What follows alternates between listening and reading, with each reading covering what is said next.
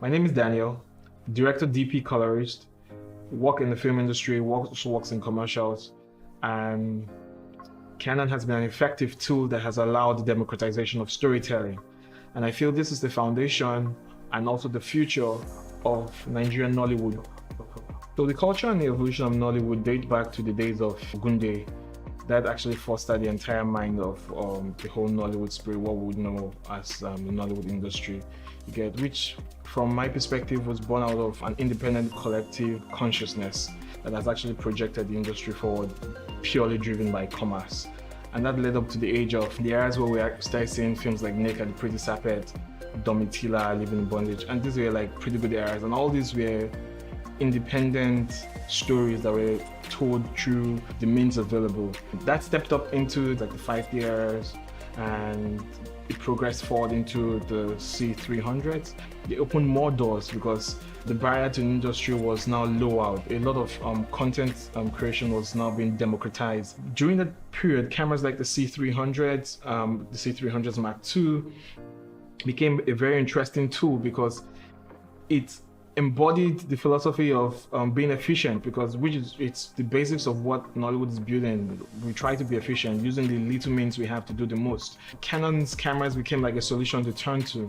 Great color science, embodied great codecs that could manage the size of files, gave them decent resolutions to be able to shoot at 2K 444, at 4K 422, and all of those were found in cameras such as the C300 Mark IIs, the Cinema EOS series, and you could find these even in TV films, whereby the C300 Mark II was deployed as a good broadcast descent tool because it was a broadcast warhorse.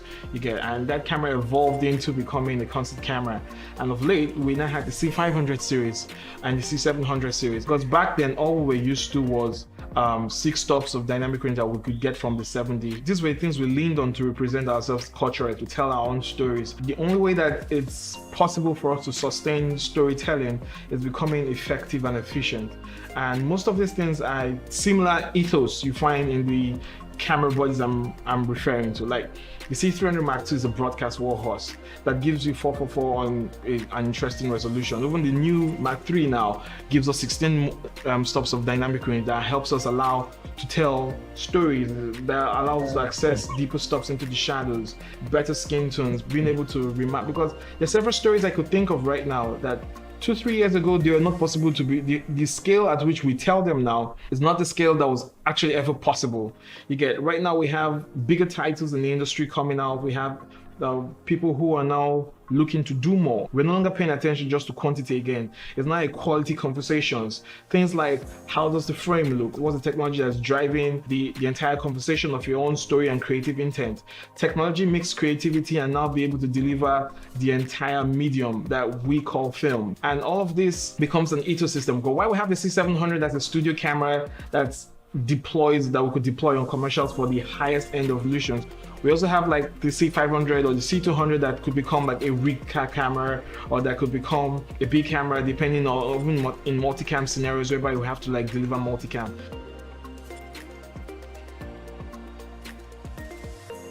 It just opens up the possibility and makes creation more flexible. And if you ask me what's the future of Nollywood industry, I will tell you that I also see Canon tied in it, because as far as they are embodying the entire ethos of being efficient, of being effective, of delivering things such as dynamic range, such as more better color science, as far as they just keep leaning on the pillars of storytelling, where technology becomes a story assist, a digital assistant to filmmakers such as myself, the sky becomes the stepping stone.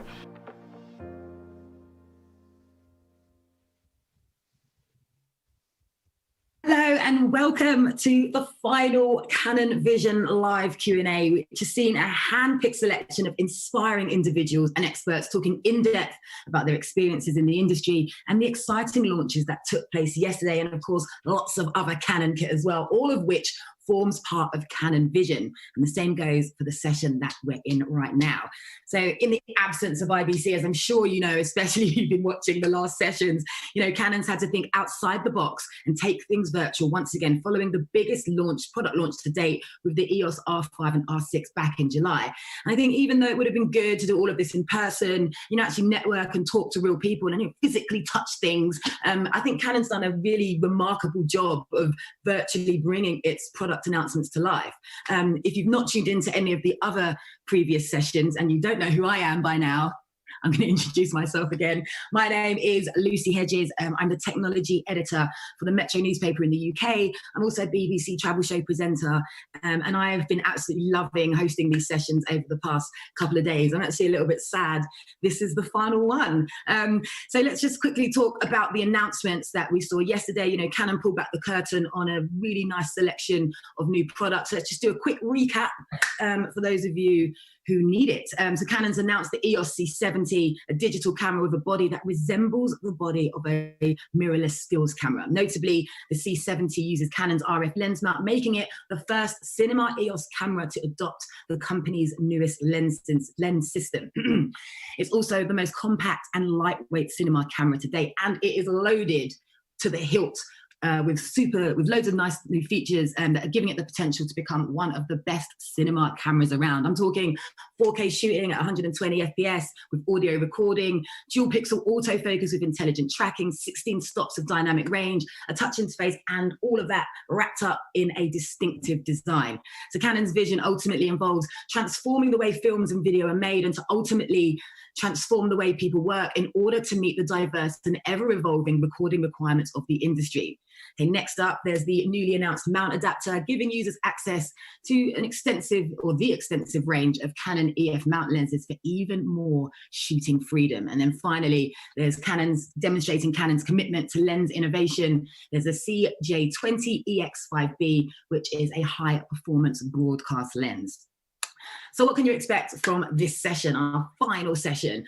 So as a lot of you already know, Canon's invited a selection of guest speakers and just a brilliant bunch of inspirational and all knowledgeable guests from all different parts of the planet to talk about their experiences in the industry, what projects they're working on, what shoots they've been involved in, and of course, all the Canon kit they've been using to achieve it. So this is such a great opportunity for you guys to be inspired by a fellow filmmaker and just hear some really brilliant stories about people out there on the front line, armed with nothing but their camera and serious amounts of creativity.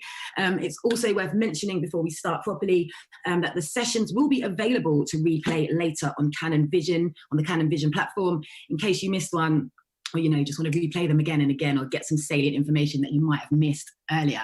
And when it comes to social media, you've got to get involved. Make sure you keep an eye out on the Canon Pro social media channels. You can take a look at more content shot with the new products. And of course, there's lots of other cool content for you to sink your teeth into as well. Just head over to Canon EMEA Pro on Facebook and Twitter and get typing.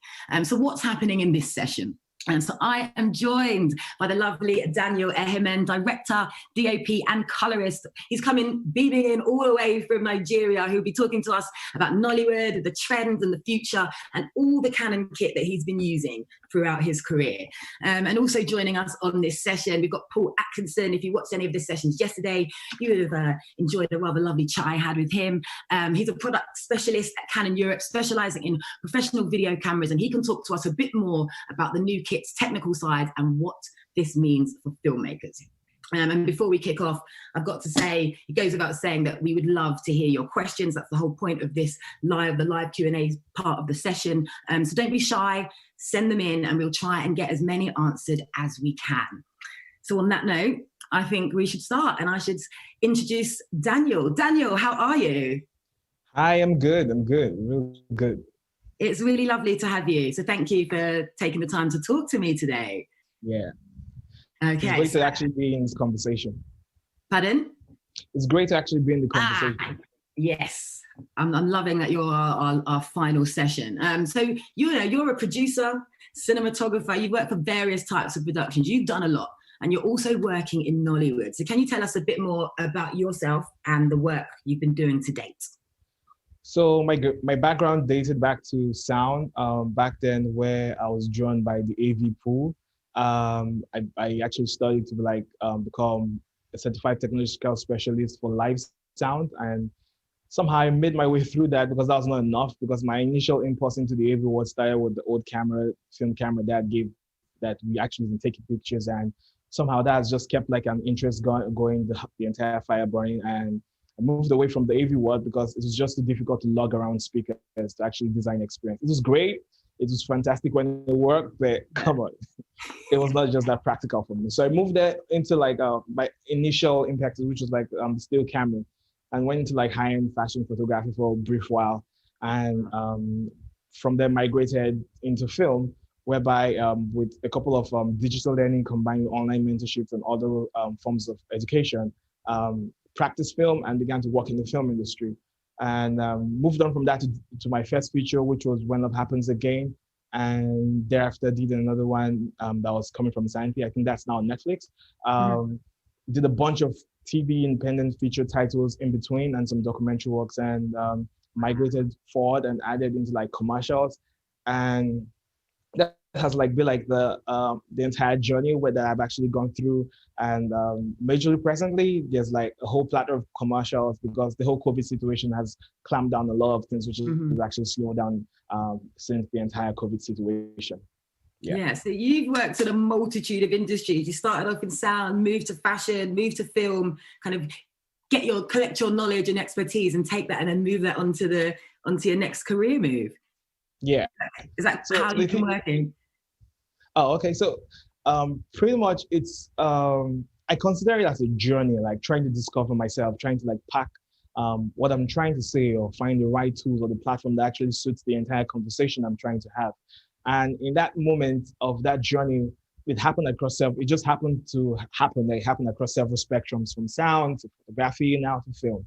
And living in Nigeria means that you just can't be so to speak one way. You have to be versatile in a couple of things because we have so many curveballs thrown at us. You get like first of all, there's the economic situations whereby the cost of gas is not equal around the world. Most of us have to work 5 times more to be able to like equate to what we have to do. So we have to like find a way of leveling that playing field and making sure that we still try to deliver our creative intent. And in the middle of all that challenges, there's a pressing need to stay effective and efficient. And that's where Canon comes in, because it's just a solution that works. And from my first film camera to my first digital camera, all of a sudden has been Canon, because that's been a solution I've been able to like grab and actually work for me at every time of my career. So it moved up gradually into where we had to now start shooting films, and there was a need to like we need to like have smaller files, great codecs. We need to have we just can't babysit the camera because there's not enough robust crew to actually make things work like in ideal situation. We do not have all the facets going on, so you have to like juggle a couple of hats to make that and function. And funny enough, that's the kind of perfect, I'll say the perfect specimen that's required to function in this period, because in this period, there's not a lot of collaboration that's possible due to the pandemic you get. So it pays when you are skilled in a couple of things to actually bring the intent without it losing or taking away from the vision. So Canon's camera became like a useful tool because I didn't have to babysit the camera. You get when you turn it on, put it on the codec and like, okay, this is what you expect. You know what you expect, and you could have the confidence to say, okay, going into the scene as a one-man, with a limited crew, or going into several scenarios whereby you have to like do some low-budget commercial with very, very, very limited crew of like 10 people, right? Yeah. You could like trust your tool of choice is actually going to deliver on its promise, and not like we get into post-production and have like scratch your heads and think about things and see how you get the quality. Because if you even look at the lenses, right? There's scenarios whereby we're stuck that, if we could just get this shot, and with the cinema lenses, you could just go down to 1.2 and get that stop of light, and you're still within the range and the context of the story you're trying to tell, and it doesn't like take away so much from all you're trying to say, the entire conversation. Because what good is technology if it's not assisting you in delivering your intent that you have to now like self-correct or autocorrect for, kind of. So it just works. Yeah. So that actually moved across a broad range of codecs, whereby there's now the C200 who gave raw capabilities, and obviously the C700 now, which have been my workhorse for most recent time. You get And funny enough, that camera was not designed to be a one-man camera. It's actually designed to be a studio camera. But come on, this is Nigeria. We had to like improvise, like I say, improvise, adapt, and overcome. Yeah. So I had to like redesign it within the means to actually find solutions that actually work for me. So what I'm getting from you is that, Canon's technology really complements the way you work, even if you're not using the kit as it was intended, but you make it work for you and make it work for whatever project it is that you're working on. Yes, the truth is that most of the engineers in Canon Lab that design these solutions have ideal scenarios in their head. But like with the real world samples, they may not always translate that way. We, the end users, begin to pick up these tools and find more unique ways we could actually adapt those to that they may never actually thought about. They may never actually designed a camera for that. It means it was probably not designed for the way it's being used. But take, for example, when the 5D Mark II revolution came out, it was designed as a hybrid camera just to encourage people with the video function, right? And all of a sudden, it made its way into feature films. It made its way into start the whole revolution. Oh, there's now a new small form camera whereby we start having all of the third-party solutions to enhance all that we could milk out of that camera. So a tool is only as good as its user. And it just goes to, and it's a lot more easier when that tool becomes a digital assistant rather than something you have to like babysit. It just works. And that's good enough for me. I love that. It just works. And what about the quality of Canon Cinema cameras and lenses together? What's your experience of that? Quality is really high, but I would love to hear what you think. So on the conversation of quality, right, Nollywood has actually made this way. We as a collective, right, as an independent collective, has actually journeyed our way from what we were to where we are. And we begin to receive a lot of international attention due to what we will be able to do within our means. And most of these independent creators have actually fell back. I know a bunch of them because like it's a very competitive industry you get. And when somebody raised the bar and like, oh yeah, how did you achieve that? And you're like, oh yeah, what glass did you use? You get, what was your process? And there's this whole communication and exchange of information that will try to replicate that. And Canon has been in the heart of several pools of some of these micro productions that actually coming out and being able to like replicate this. And this helped us a lot in way to like end up quality. If you take our film from 5-10 years ago and take our recent titles now, you could see there's a glaring difference day and night to what we can now produce. You get, of course. There is no content. There's almost assuming if we take a sample pool of 100 persons, right? They're all content creators. There's a very high likely chance that 90 of the 100 would have a Canon glass. You get, whether be it photographic or whether be it cinema, whether be a kit lens, there is a Canon glass, and that just speaks to the dependability of the tech tool itself to actually do what it says it's supposed to do, as opposed to we just trying to like walk around the curveballs. Yeah. And what lenses do you use on those cameras and why? Do you have any favorites? Oh, personally, my favorites actually leave around the 35. You get, it's just I find it as is the midway without actually too much distortion of the face, but also bears itself a bit of character. I was fortunate recently to actually play with the Summerays with the C500 Mark II that came out during that period, and that just blew my mind away. You get, the standard Canon Cinema lens I've come to know and love. I could just think about it. I know what's there, because one thing people do not understand about lens is that with resolution going up, right, you need to have glasses that have the ability to resolve those resolution, not just see light, not just bring in the entire spectrum of that optics has to be have the resolving capability of such resolutions that are attached to these digital senses. And when there's like a disconnect, because filmmaking is like a three-sided pyramid whereby you have like the art, the science, and also the business of it, right? You really have to know what's happening on the tech side. You can't just be logged on the whole creative side and like, oh no, I do not care about, you get. So because you in such scenarios, you would not be setting up yourself for success. You owe it to your story to be able to deliver on such fronts, on such formats, and how things actually play out. And with that, right, tying it back to the lens conversation, that for the Summerays, you find out that you have two lenses in one. I have like my normal Canon CNE when I'm like at my 2.8 and get my shallow depth of field, the full frame. When you open wide down, you have this whole new characteristics that's midway between the K35 and some kind of vintage characteristics that are just independent to this lens, right? My standard Canon lens has been like my bread and butter foundation of creating looks, because it's just that it's quite neutral with its own, I would like to call them neutral characteristics, because each lens has certain characters that actually define how they could assist your story. You get how the flare, the chromatic aberration, how the bokehs and all these other micro things actually adds to the experience that we actually end up creating for the end users you get. So for the Canon CNEs, they have been by my side all time. I know them as the back of my fingers, and the 35 has been my favorite you get. And that has been my workhorse. But the Cinema EOS just opens a whole new possibility of, oh, okay, so we can now do this now. And now start giving you ideas of, okay, how can we tie that to become a character and actually following an emotional character or the emotional arc of a story, and how can you use that as a feature? Because storytelling has to happen in layers of conversation. It has to be embedded in layers. And the more fluent you are in the language of cinema, because cinema has its own language, the more you'll be able to like communicate and express yourself. I, for one, I'm like on my journey to actually finding myself and unpacking my baggages and expressing the true voice of what I'm saying. And over the journey, right, all this piece of technology like the C200, the Canon CNE glasses, open photographic glasses, which was in my early days of my 70s, all have been part of expression tools that have helped me craft what I'm trying to say at every given time. But what I love is that throughout this entire journey, I know we are obviously on a Canon live Q&A, but I'm genuinely getting from you that this is the only kit you're using, the only kit you have been using, and the confidence that it instills in you to go out and achieve what you want to achieve is just, it's just huge.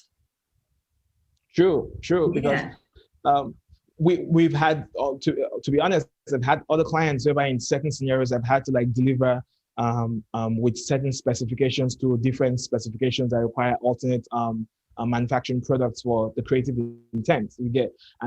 But what's the bread and butter of our industry? We do a lot of dramas, we do a lot of sit downs, we do a lot of interviews, we do a lot of, there's not a lot of like superhero flying VFX stuff at the moment because we're still like bridging the skill gap and having a conversation and growing that into like a place where we could actually speak in those kind of conversations and express more of our art, because we have so much rich culture heritage that we would love to express, but we're still learning the language and getting them, bridging those gaps you get.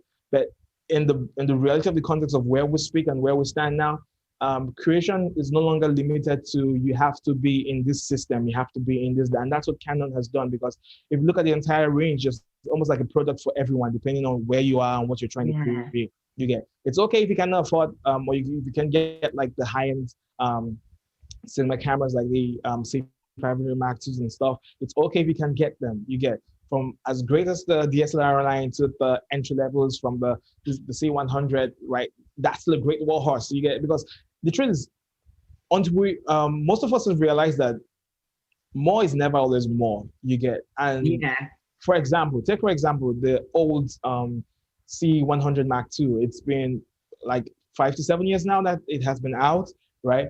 And if you look at that same sensor, you have like a 4K sensor, and the chrominess of each sensors are never always equal. You have like 25% red, 50% green, and 25% blue, and the camera brings out HD. But if you scale down from 4K means like a quad HD, you're actually getting the rich HD. So that camera was designed like, okay, so we know you may not be able to maximize data range of 4K and stuff like that, and you just come into the cinema world, you get. But here's a very good HD that you could actually start off with, you get. When you're ready to come up, as you grow with us, we have like all the things available for you. And that's like a conversation you could step back and see in the entire product lineup and how they become like effective and actually become a storytelling tool. Yeah. So earlier today, one of the cinematographers was explaining how important skin tone is for him. You know, is that the same for you? And how do you like, how Canon deals with skin tones? So the holy grail of skin tones and color and representation of people in cameras has always been, our earliest memory starts from film. And you hear people, they say, how does this look to film? How close can this be to film? How close you get?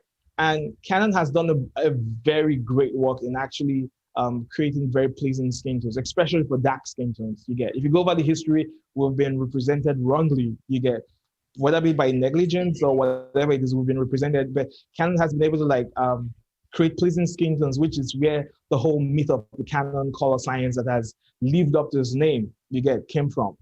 We get to like, okay, when you set the camera and expose it right, you do not have to think that, oh, I have to like go in post-production and color correct. You get, over from the inbuilt viewing lot you actually see from the camera, you could actually see great results.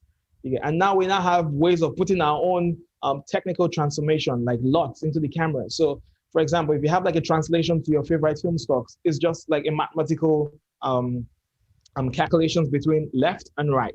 You get, and you're like, okay, so this is Canon and this is film. Hey, Canon, can you help me like tweak that up to become film? And it's almost like, oh, okay, here you go, boom, Yeah. you get. So it's become a lot more like not a lot of thinking. It's not something that you actually overthink to actually do, but creating should be fun.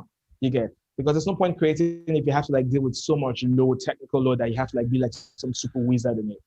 So yes, scaling has been absolutely pleasing. Yeah, and like you say, it's so important. It's always been important, but especially now, you know. So let's talk Nollywood. For those of us or those of you who don't know much about the industry, tell us what Nollywood's all about. Oh, okay. So Nollywood is basically the filmmaking industry of Nigeria that has grown by itself. It's almost like I would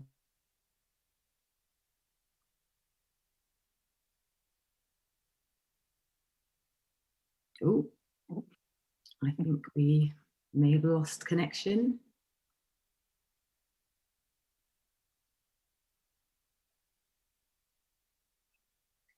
I'm not sure whose connection if it's mine or Daniel's. But it's really interesting about the Nollywood industry, actually, because I was talking to Paul about this yesterday. It's something that, for me anyway, it's just come completely out of left field, but not like it's come from nowhere. There's a vast amount of films and content and stuff coming out of Nollywood, and it's just really impressive where they're taking their industry. And like Daniel says, you know, there's still lots of stuff to learn. There's still technology that hasn't, you know, necessarily been developed on that side of the world, or the people to deal with it, but it's very much on their radar. So I feel like it's an industry that you definitely need to watch out for, because it is coming. And I don't know about you guys, but I'm definitely seeing a lot more Nigerian-based films and TV shows, and yeah, it's really quite fascinating and interesting. So it's nice to hear from someone like Daniel who is taking it to the next level, basically. So, yeah.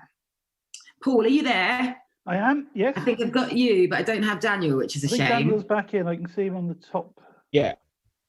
Oh, you're back. Yes. Sorry about that, Daniel. We lost you for a second. Yeah, welcome to Nigeria. Yeah, mate, my house is like this too sometimes. Okay, so I'm not sure when you cut off exactly, or when you thought we cut off. Oh yeah, I kind of figured that out though. So part of the conversation I was saying was that we came up as an independent collective consciousness, and somehow we found commerce in the art of storytelling. You get, and we just pushed forward with more and more possibilities that would actually deliver on scales of the story we tell. You get, so we started with micro productions, and we've actually grown that a lot more. And basically, most of our storytelling that has existed to date has been drama conversations. You get. They're a little bit, if you take them on the like percentage pyramids, like the biggest at the bottom, you say is drama, where we actually have a lot of cultured conversations happens, a lot of stuff like that, and that has been evolving. There's been a little, and like the only great thing that's been happening to us has been the strides that we've actually taken, or the efforts we've actually taken to actually push the boundaries and include more genres into our conversation and include the way we choose to express ourselves. You get, and like we've been making waves globally. We've been getting a lot of eyeballs that's actually trying. We've been actually bringing our point of view to the table. We're like slowly but shifting our seats and come to like a big voice statement like, yo, this is us and this is what we speak. Yeah. You get, and this is how we choose to like represent ourselves. And that's what Nollywood has been about though. And it has been such a momentary, like a very strong force, because a lot of, if you take a look at the industry, the entire industry in all its format, the whole visual industry, which includes like the music, which includes Nollywood, which includes other microforms of storytelling that exist, right? A lot of them, there's this exchange of slow and growth, like where one inspires another, and a lot of it has been to the efforts of brave people, brave producers, brave people who has wore several hats and delivered on their promise on several storytelling levels. You get, and that has been amazing so far. Yeah, and so what does it mean to you, to Nollywood, to get more recognition and to branch out to other places and to just, I don't know, be alongside other film productions in other countries doing exactly what you're doing? Okay, so that's quite an interesting conversation, because I just feel we have the freedom to say our own stories the way that we choose, and I truly feel that it represents us. And that's been super amazing because there's been a lot of conversations over the years that have grown how they perceive Nigeria. Like, people don't believe we have contemporary stories. People don't believe we have like the bourgeois lives that you could actually find. People don't believe we also have like the Game of Thrones kind of tussle that would happen on the several levels, because take Nigeria, we have more than 200 cultures. You get, each of them have their unique origin. Each of them have something to say. Each of them have a way they see themselves in the place of the world. That's more than 200 rich origin stories to actually tap into. So it's been a lot more. It gladdens my heart seeing that we begin to like come to the table and have like a place on the platform to actually like say, this is who I am. Like, this is us. You get, and that has been great so far because we work independently, and this is why solutions like this, like Canon, I'm not trying to like be a preacher, because this is actually the reality you get. If you have all the money in the world, you could probably do, I don't know, buy a rocket and shoot something, or buy the most expensive thing. You get, I literally dropped the call because of my internet connection. You get, there are several couples we have to like deal with and actually make work for us. And in all that madness, we also try to like smile and make a living in it. Anything that helps that make easier is actually a win. And that's how Canon works for us though.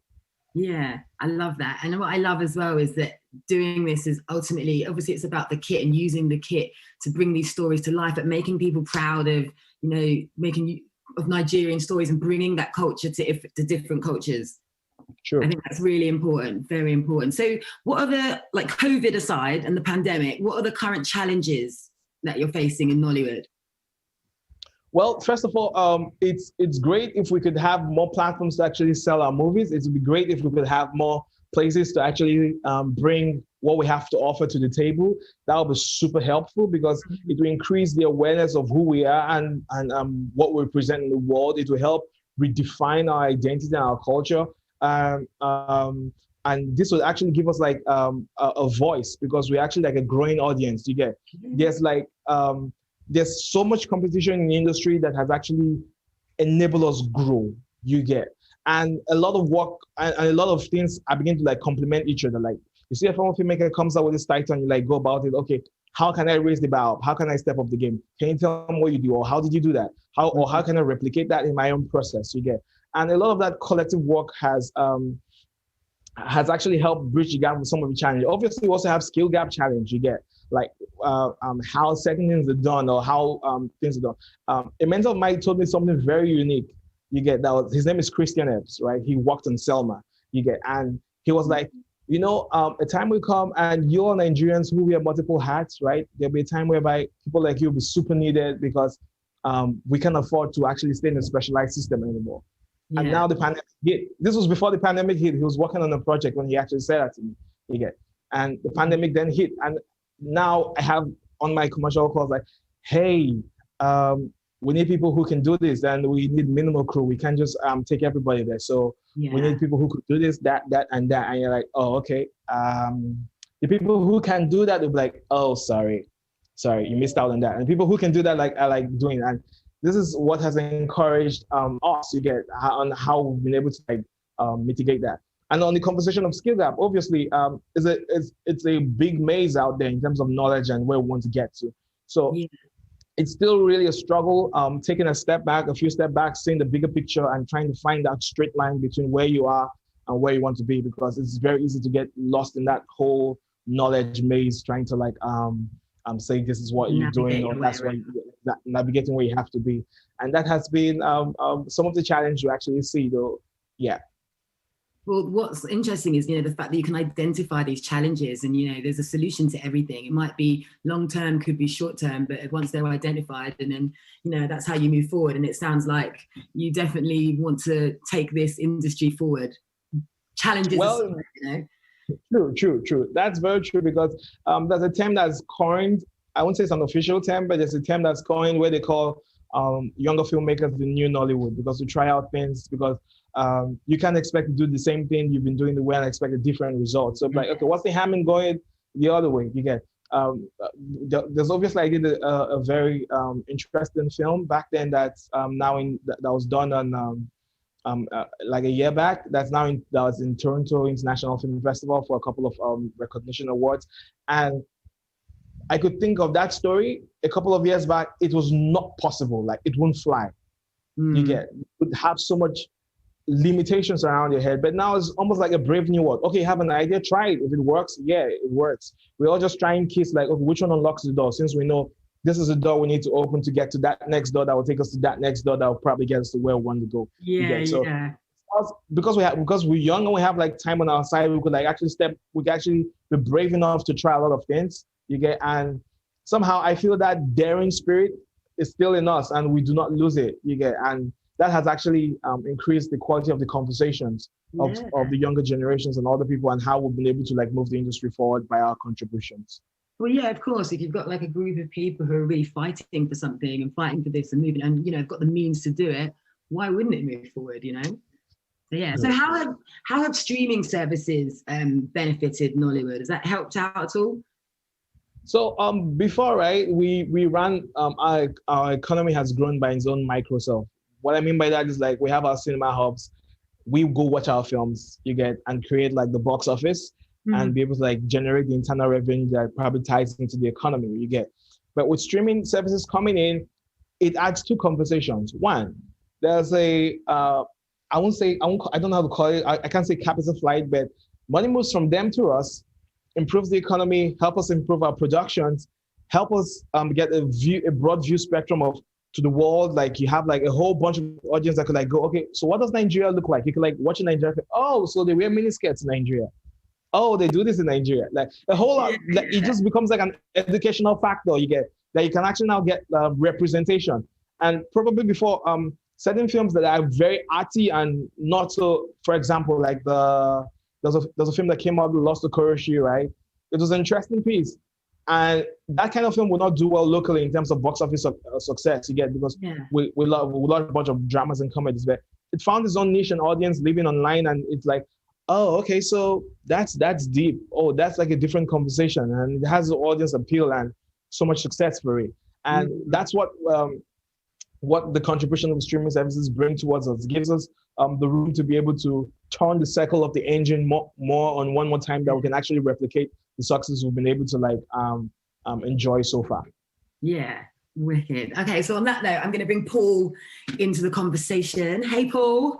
Hey, Lucy, nice to see you again. Yeah, you too. Okay, so I'm conscious of the time, so I'm just going to dive straight in with a question from the audience. So Daniel's talked us through a few of the cameras that he's used from the Canon Cinema EOS lineup. Can you tell us a bit more about the range and its benefits? Yeah, I mean, Daniel's quite right that we have a camera that will fit in just about any genre of production at every skill level, with a wide range of recording capabilities. The beauty is, again, Daniel alluded to this earlier, that it allows you to grow. So as your skills improve and your experience improves, or your ideas become refreshed, you're able to continue to use the Canon range. But not only that, once you do upgrade the camera, you'll find that your original camera, if you've kept hold of it, you can use that as the backup camera and the B camera, simply because the workflows do sort of intermesh so nicely together when it comes to post-production. We've always been renowned for our sort of our color accuracy, our color science, and again, Daniel mentioned this, the skin tone reproduction.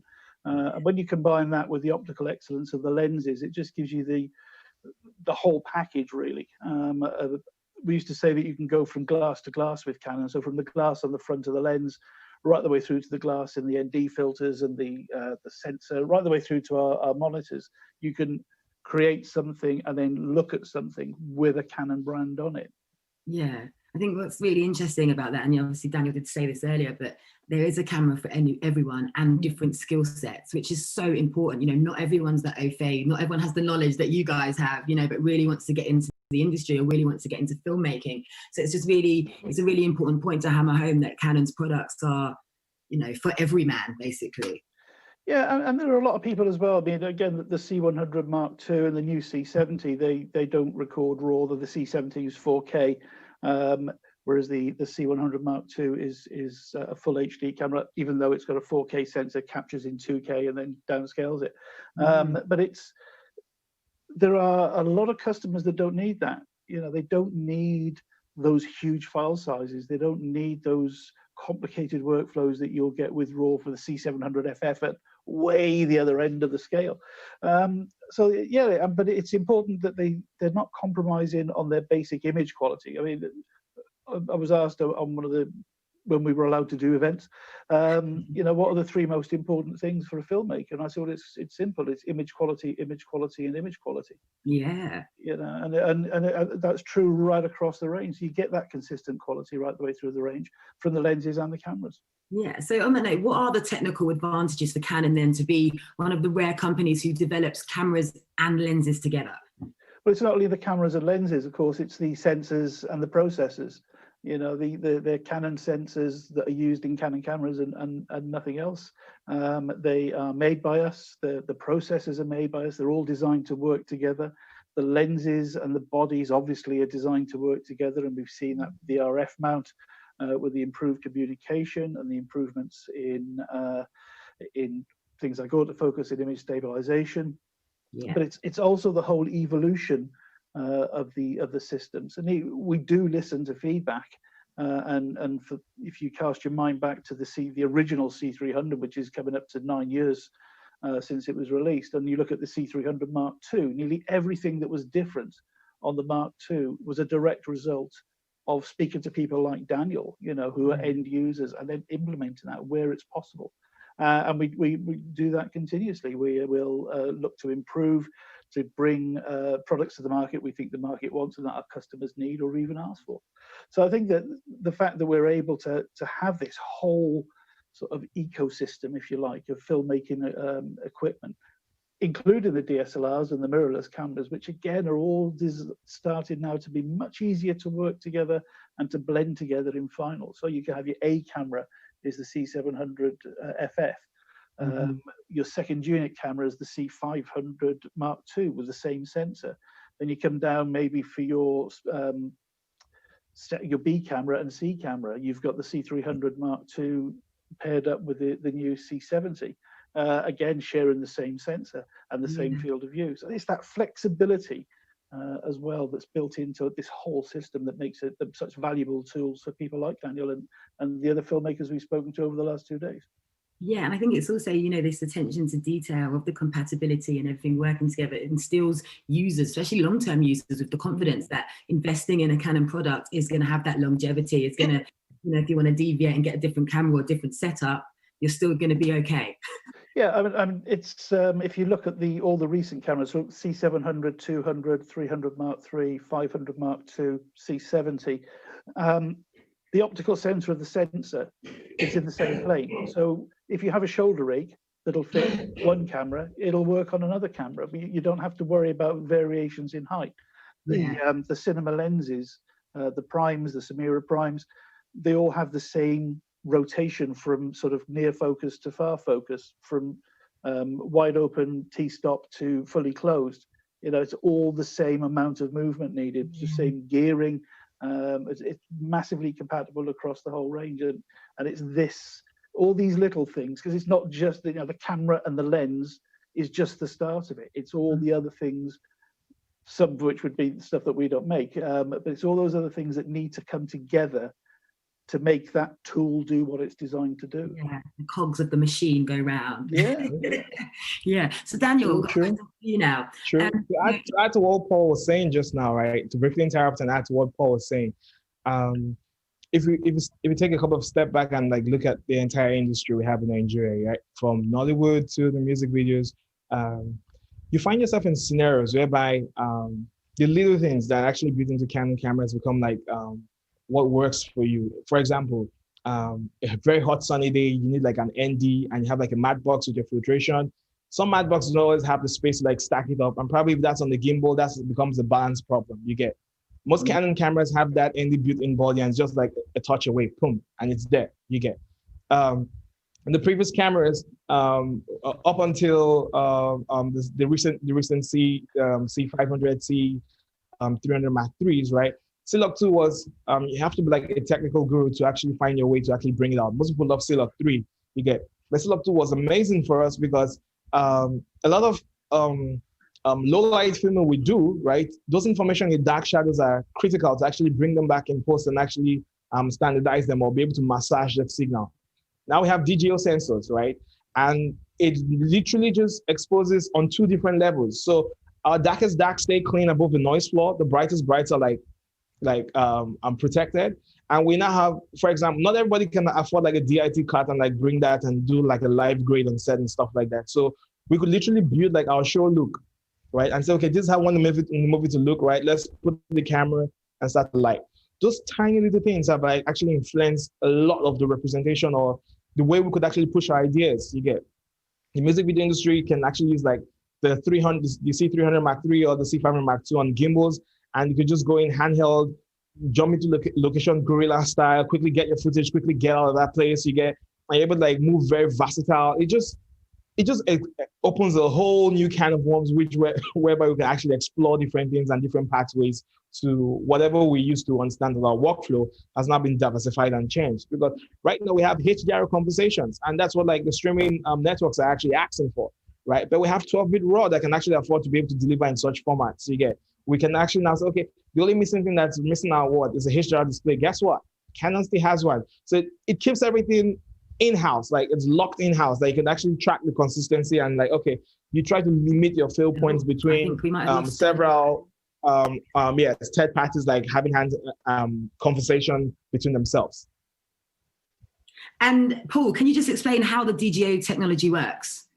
Yeah, so there's sort of there's two ways that you can try and expose something, and that's particularly when you're going for HDR. You can use what some of our competitors use, which is a dual ISO system, which works very well. But the way that we prefer to go about it is that the image is in effect imaged twice. One image is prioritized for shadows, one for highlights. These images are then combined, but this is all happening before we go into processing. And the big advantage of using this amplified at sensor level process is that it allows us to have much lower noise, because anything that happens in the process, it does tend to increase noise, and we can use it at any ISO. It's so effective, in fact, that the default noise reduction setting is 0.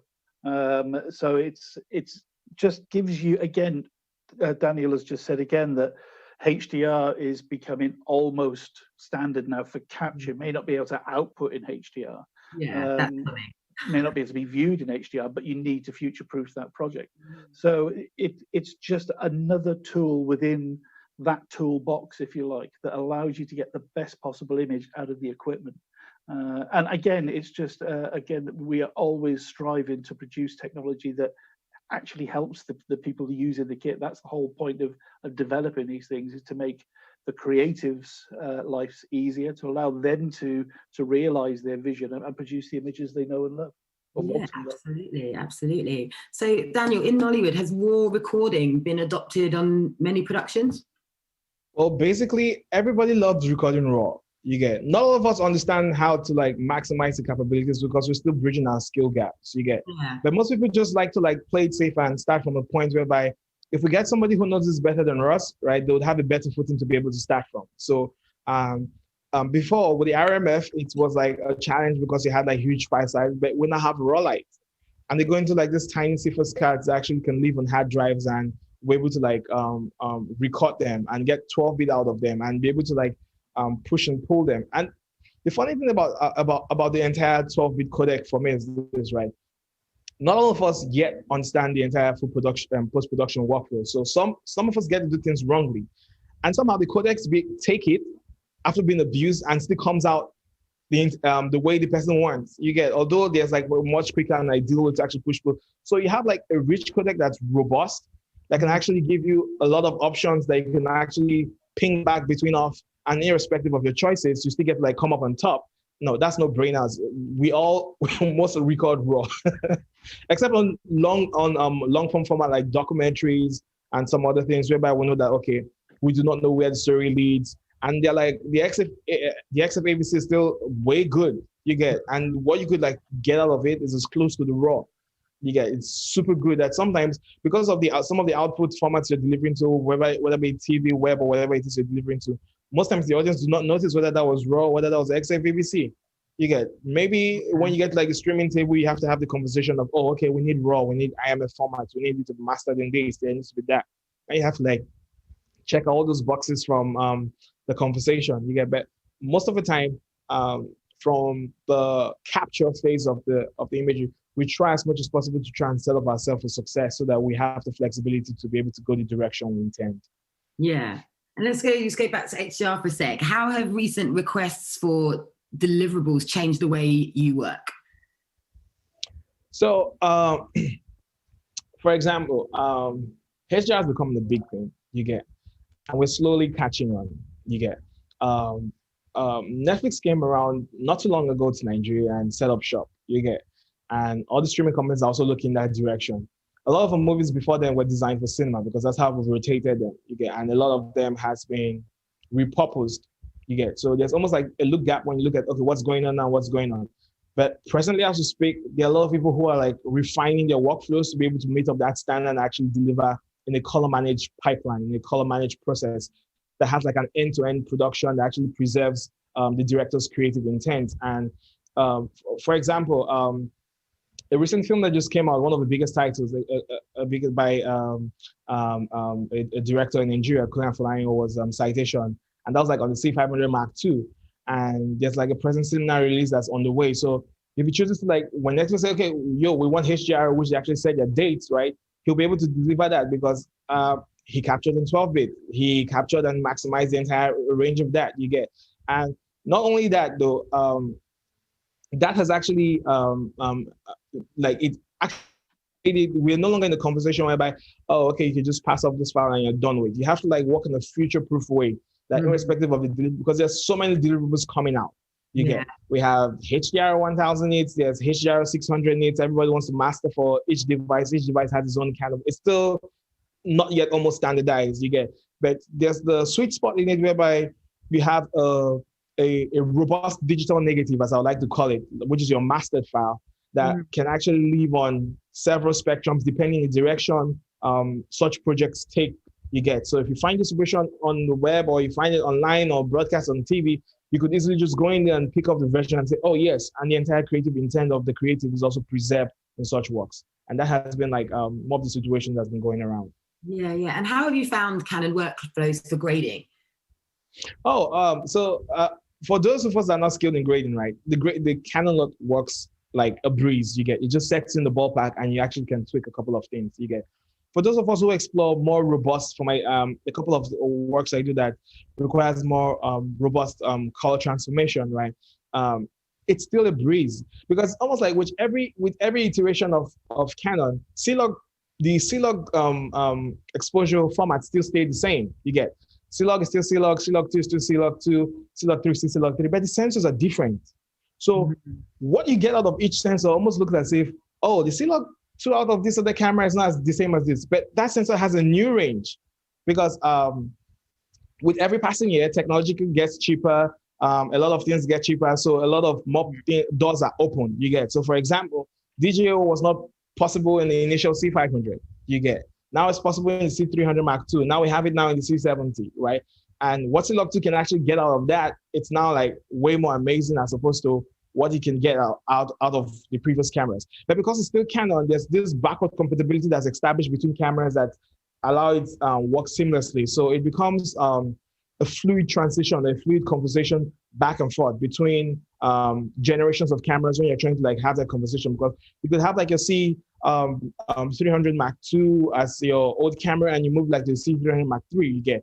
And you could have like, okay, you have a situation whereby you have to like deliver in 4K. Netflix still accepts that cameras and approved camera for 4K worksite, and integrating it with the new cameras will not be a problem because they also exist in that whole Canon ecosystem, which is why I said the fact that third-party handshakes are limited in the entire Canon workflow is a lot easier to figure out things because one is still one in most of all the other generations of cameras that has been represented. You get, there are several tweaks and more benefits, but it's still relatively the same and has been a breeze to actually work with.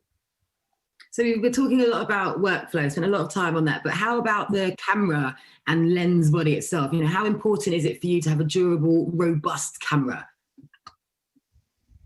So because we work with nimble crews, right? We, like I said initially, I myself, I run like a small production company that gets into things you get. So having a kit whereby you could rely on the color accuracy, you could rely on the robust codec options that actually could go either ways depending on your client's deliverable, right?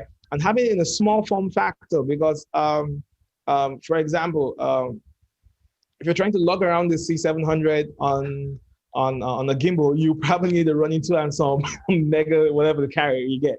But now we have like C500 Mark II, and that could like live on this whole Asian gimbals that actually come, the Xeon gimbals that are coming out, and that could actually still work the same. And the camera has also internal camera stabilization in them. You get, so if you're having a scenario by, oh yeah, you can't afford this, you can. It's almost like the camera was designed for to be versatile for people like us. You get, because there's a lot of things or a lot of problems that we do face on a real time basis. You get, and it's important to be very versatile. And things like image stabilization, color accuracy, which is super key, robust codec that allows us to like push and pull the intent of the creativity of the project, right? And how we actually have to have those conversations on levels. And the fact that we're not having international conversations, not just a local in-house conversations and having our voice heard, right?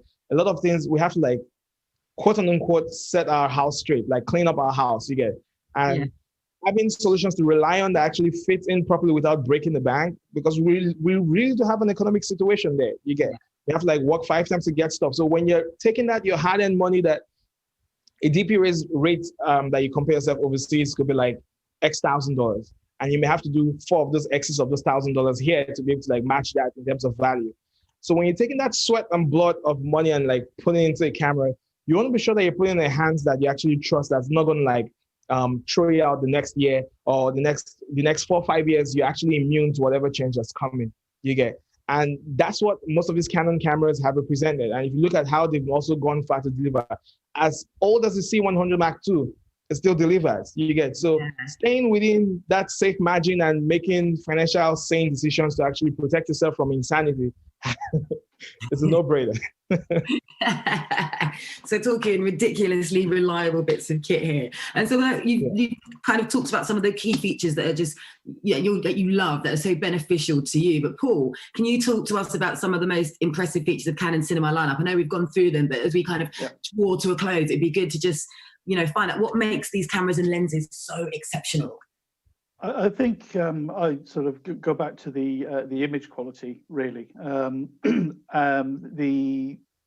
The interoperability of the cameras, the way that they can all work together, the ability to have a consistently high image quality across the range, compatibility with a huge range of lenses. I mean, 160 million EF lenses in the world that theoretically could be attached onto the front of the cameras, But I think as well, it's the fact that if you can use a C300 and you move up to a C500 Mark II or a C300 Mark III, you'll find broadly similar menu layouts. So getting to know that camera is a lot quicker, which means it's more productive more quickly.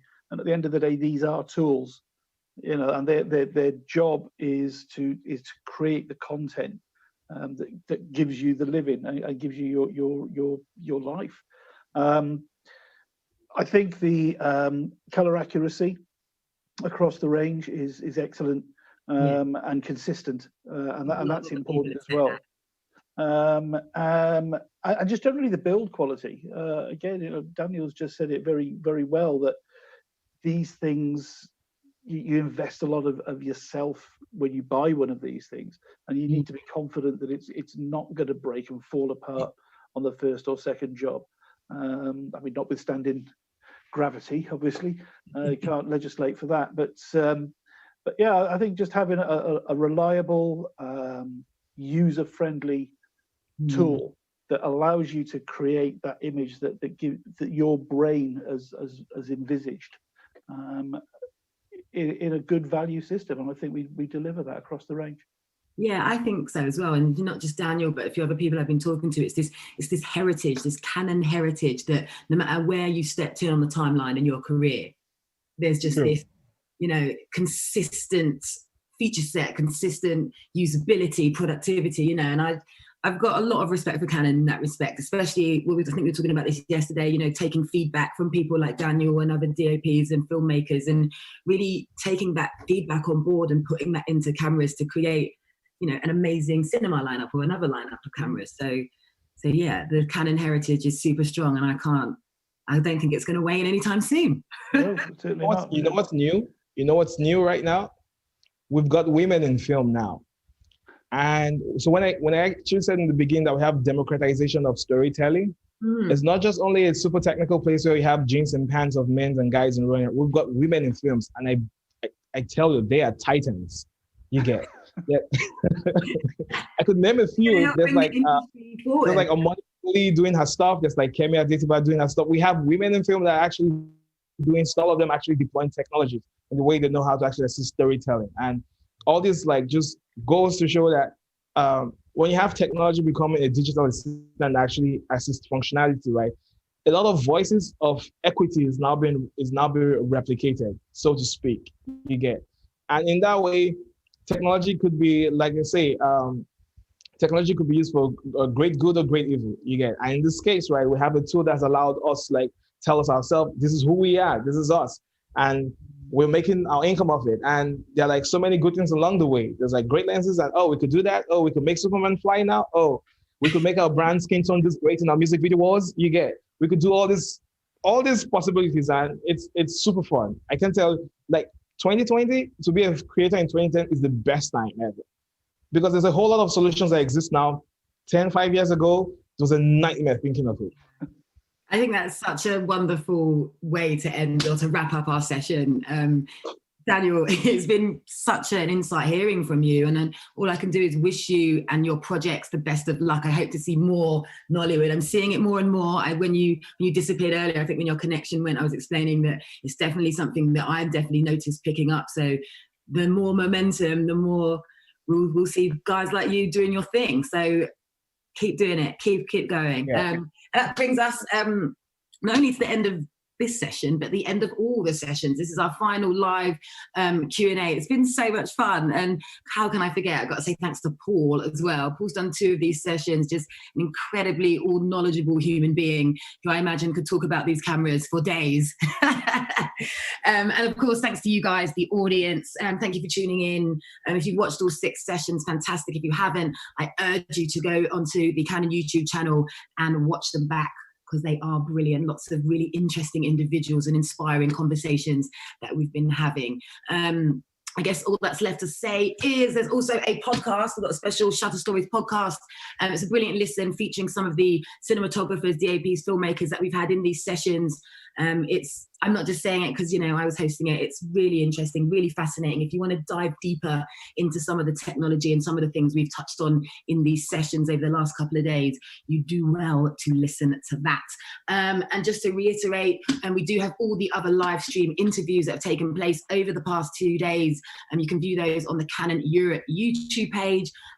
Just to give you a reminder of some of the things we've covered, first behind the scenes look at the new Canon EOS C70, how full frame influences cinematography, what a camera means to video journalists. There's lots of really interesting topics that we've dove into, so make sure you go and check that out.